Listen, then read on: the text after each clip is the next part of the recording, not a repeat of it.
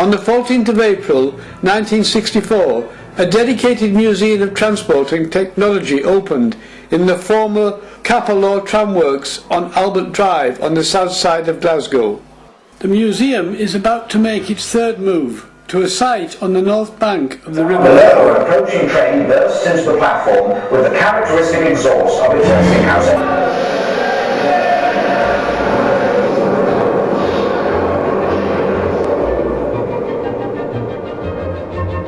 We leave the cinema, passing the old projectors, and head out onto Kelvin Street.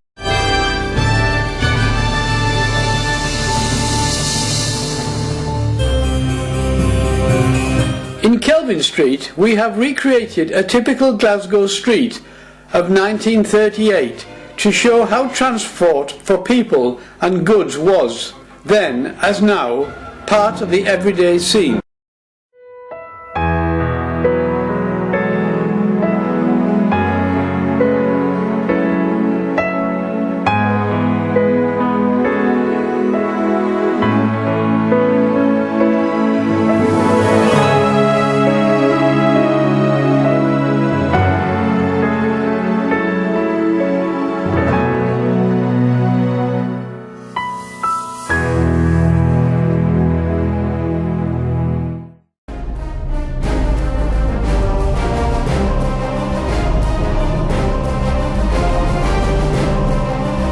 In 1915, when World War I resulted in a shortage of men, the first woman conductresses and motorwomen in Britain were recruited in Glasgow. A handful of conductresses worked until World War II, when more women were recruited. Due to staff shortages in the 1950s, women continued to be employed, with the last motorwoman working until the end of the trams in 1962.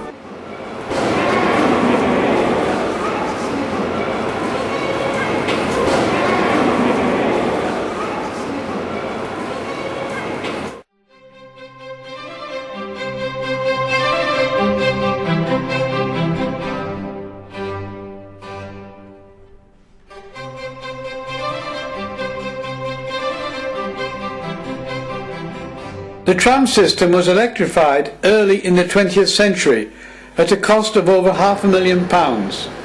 Most of the money was spent on the construction of the Pinkerton Power Station in Springburn, Glasgow, to give a dedicated power supply for the entire tram system.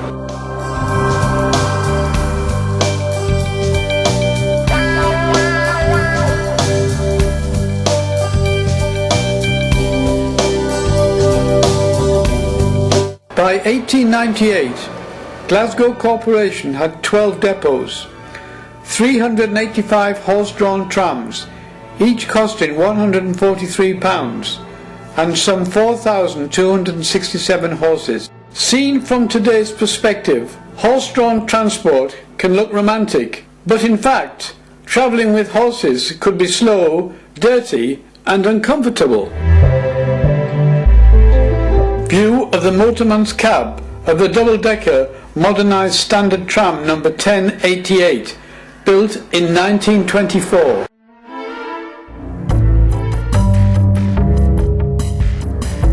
The standard trams number 779 and 1088 are important, as they were the types of vehicles used by millions of Glaswegians during the first half of the 20th century.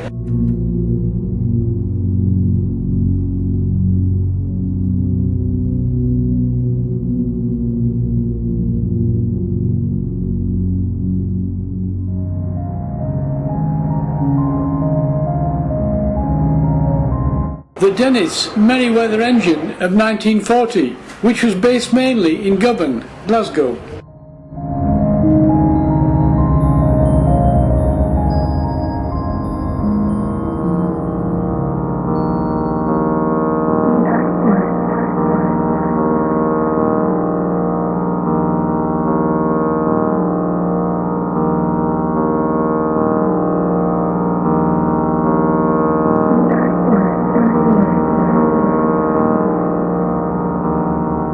On the West Coast route from Glasgow to London, Journey time in 1848 was 12 hours.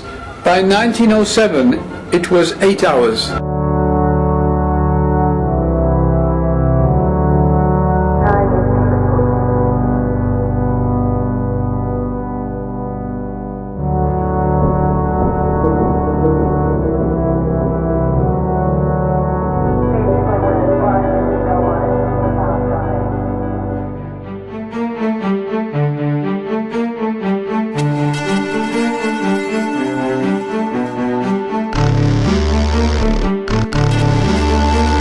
During the last 200 years, there have been astonishing technological developments, leading to the many different means of transport now available.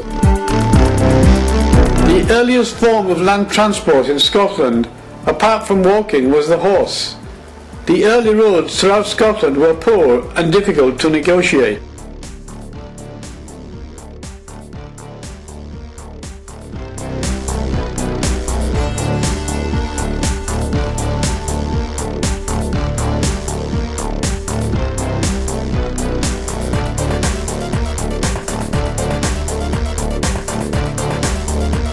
When the railway line between Glasgow and Edinburgh was opened in 1842, journey time was just over an hour.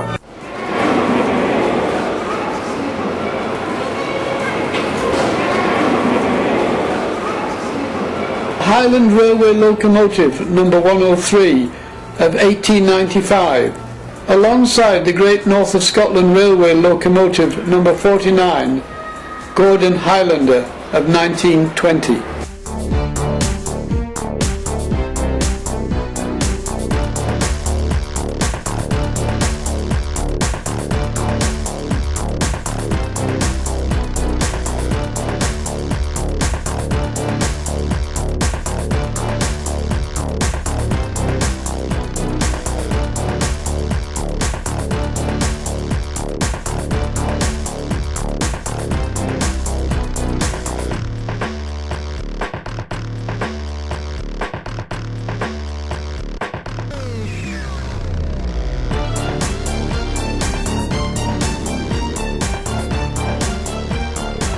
Many a poor soul has spent his or her last hours of freedom in the back of one of these vehicles.